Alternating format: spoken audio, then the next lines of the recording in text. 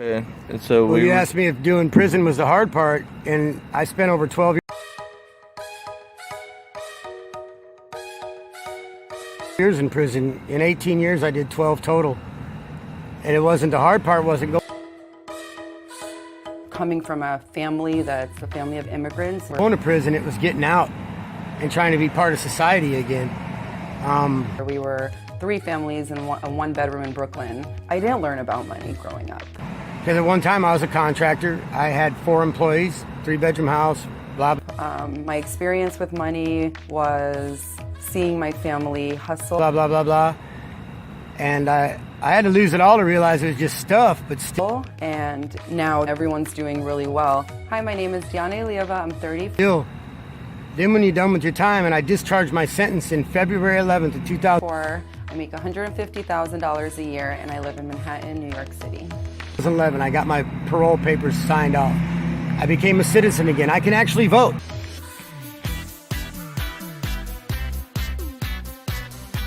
I can actually go in and vote for the president, but I can't get a job here or here.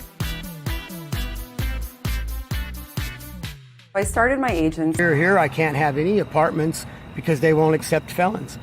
And I even went After getting laid off from a corporate job. I've been pretty fortunate. to an agency that took felons, and they'll give a pedophile an apartment before they will. It really ranges when you're freelancing and working for yourself. I mean, I would say Me, because I had a drug charge. I wasn't even dealing drugs, I had possession. But anybody that my biggest expense every month is my rent. I do have health insurance. has possession of drugs, they're worried about them selling drugs in their apartments, so they won't give them one. But this place would pay about $400 a month for it. But even with that $400, you know, prescriptions are a ton. give a pedophile, somebody who raped a little baby or something, and give them an apartment, but they wouldn't let me have one. But just have to have health insurance, especially when you're in your mid-30s. Because of my felony, because I had a drug felony. And it just the hard part was just becoming The challenge part of society again. It's like they didn't want me. They didn't want me to be part of their society anymore. of having your own agency, there's so many. One, just being. So I just decided, fuck it. I'm gonna sleep in a tent.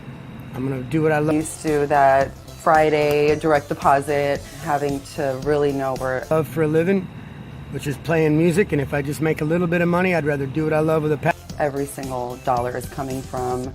Another challenge is just money management. Passion to make a little money, then go back to contracting and try to make a lot of money. For me, putting aside money to pay your taxes every year, and also Be part of a society that doesn't even want me no more. Fuck them, you know? Fuck society. just knowing your worth. I think that was something that I learned a lot. You know, you start doing designs for like That's the way I feel. feel that. $200-300, and then you realize there's people that are doing this for hedge funds that are charging. Why did I meet a lot of good people, but I believe there's a lot of good people Like $100,000 just for a logo.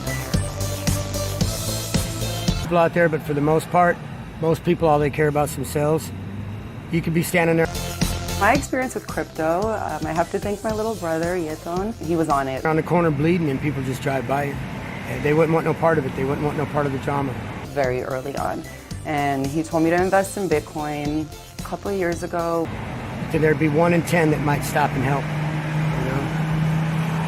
When it was about $1,000, maybe a little less. And I walked up to a woman once to ask her what time it was. I was pushing a cart, me and my wife.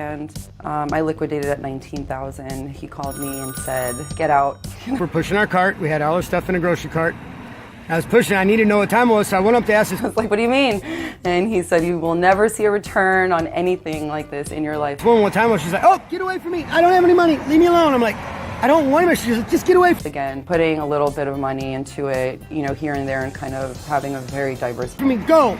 I'm like, and I'm thinking, what could have this woman been through? portfolio. That she's so terrified of a stranger that she, what if my wife I have a 401k. I have a retirement plan. Throughout college, I actually worked at Citi. was pregnant, her water just broke and I needed help? I mean, who knows? What if I was having For 5 years, when they were union and the #2 company to work for behind Starbucks. And chest pain, and I needed her to call 911. She didn't care. It was just, get away from me. Go. I don't got no money. So that's all been building since then, and every time I have taken a corporate job, whether She thought all I wanted was her money. I just want to know what time it was. And it hurt, man. It's like, it's been for a little bit or been on my own, I'm always putting into that fund. If I do an event and damn. People, It does hurt. you know, it's like, damn. It's humanity. I bring in 20 grand from it, obviously I'll put aside a portion of that, and then there's months. So many people, what have they been through that makes them so terrified of relationships and people that Where I'm not putting anything aside. they just don't want nothing to do with nobody.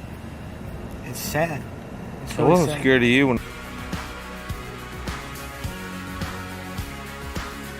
I saw you. Well, but you're one in a million. I was just so fortunate to be a hustler. Like, And I mean, you're actually sitting down and talking to me, Most people don't give a damn. finding ways to save on everything. I do go to a very expensive gym. But it's all right. When it comes down to it, I came in this And provide them liquor for their monthly mixers. world by myself, and when I die, I'm going to be the only one in that coffin. And And I'm fortunate enough to get a comp membership there. And I think just that so really all I guess that matters is me, I guess. I don't know.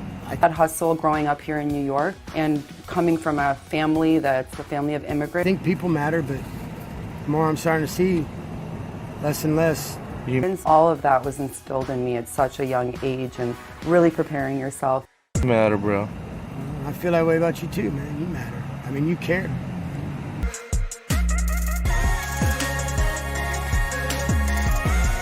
You It's sad matter. to see that most people don't. It's just sad because there's so much beautiful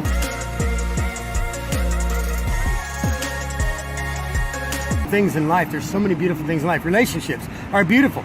Nobody wants relationships. Check Right now, we are going to see Kristen, who is my partner in this out. I've got over 240 some friends on Facebook. Most of them I knew from high school. Hashtag lunch bag, because we have a meeting about this weekend's event. I mean, I knew a lot of people. I got around, all right? 240 You make sandwiches, we distribute them to the homeless. some people I know on Facebook. Most of them I thought were good friends from high school. We started with just making 100, now we're making almost 1,000 every month. It's just nice Christmas Day, I Facebooked them all, and I'm like, hey, it's Christmas. to be able to do something that can put a smile on someone's face that we take for granted. I haven't talked to some of y'all in over 20 years. Here's my number. Call me. Let's have a conversation.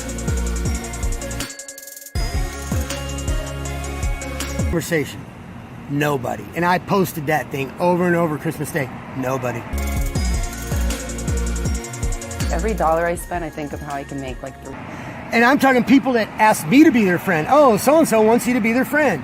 $30 to cover it, and that's always in my head. I buy a purse for $200 and Well, I know this person from high school. Sure, I'll be their friend. What does that They wouldn't mean? call. What does I'm like, where am I going to make $500 tomorrow? that mean? It means people don't want relationships no more. They're so into their internet and so into their Facebook. My goal is to retire by 40. I always say if you live They got their fate. This is their idol. Internet's become an idol, man. It's like in Manhattan, you have to hate yourself a little bit. It's not easy to live here. people don't want relationships. They want the kind of relationships where they can be who they want to be and be who they are. So I'm really working up to taking everything I made here and Instead of being who they are, be who they want to be and pretend to be. Oh yeah, I'm 6 foot. enjoying the rest of my life somewhere else. 4 and I got dark hair and blue eyes and big shoulders, but then I can't ever meet this I never felt like I was great with money, and the more I talk about it, person because I don't look like that, And most people on these internet the more I realize you hear where you can do better and where you can spend less. relationships, man. A girl, my high school sweetheart, I hooked up with her on The fact that I am debt-free and live alone in New York, I've been pretty good with money the last couple of Facebook, contacted her. Hey, man, let's meet. Well, she gave me her number. She's like, well, look, just text me. I really don't. years. Have time for conversations no more. She'd rather go text back and forth for 2 hours.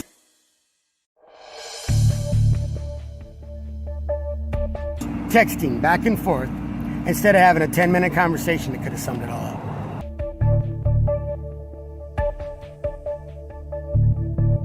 People don't want conversations. They don't want nothing no more. I don't know what to do.